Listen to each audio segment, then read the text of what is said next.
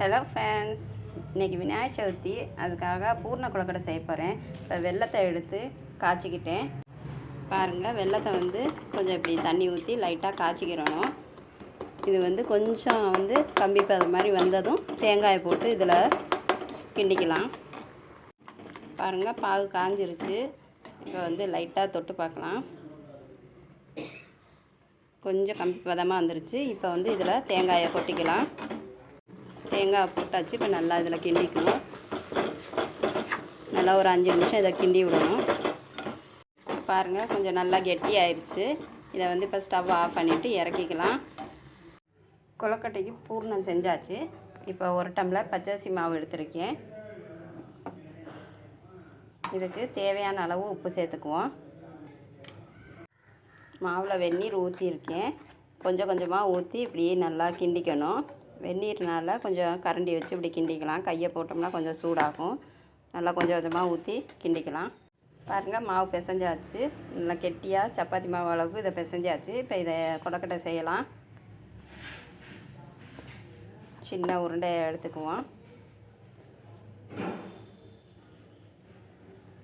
இதை கொஞ்சம் குழியாக அப்படி பண்ணிக்கலாம். பாருங்கள், இந்த மாதிரி கொஞ்சம் குழியாக இருக்க மாதிரி செஞ்சுக்கிட்டு அதில் இந்த பூர்ணத்தை வச்சுக்கலாம்.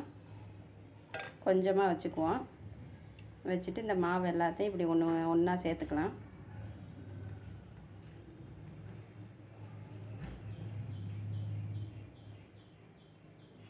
இந்த மாதிரி ஒரு கொழுக்கட்டையாக செஞ்சு வைக்கலாம். சின்னதாக அப்படி உருட்டி எடுத்துக்கிட்டு கொஞ்சம் சென்டராக அப்படி குழி மாதிரி செஞ்சுக்கிட்டு அதில் பூரணத்தை வச்சு கும்பம் போல் அதை செஞ்சுக்குவோம்.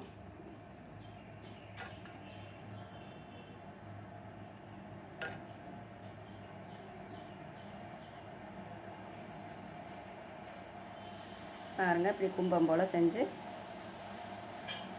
பாருங்கள், எல்லா கொழுக்கட்டையும் பிடிச்சாச்சு. இப்போ இதை இட்லி பாத்திரத்தில் வச்சு இதை அவிச்சு எடுத்துக்கணும். ஒரு 10 நிமிஷம் அவியட்டும். பாருங்கள், கொழுக்கட்டை எல்லாம் நல்லா வெந்துருச்சு. இப்போ எடுத்துடலாம். மீதம் உள்ள கொழுக்கட்டையும் இப்போ அவிச்சுக்கலாம். இது அச்சில் பண்ணது. இதையும் அவிச்சுக்குவோம்.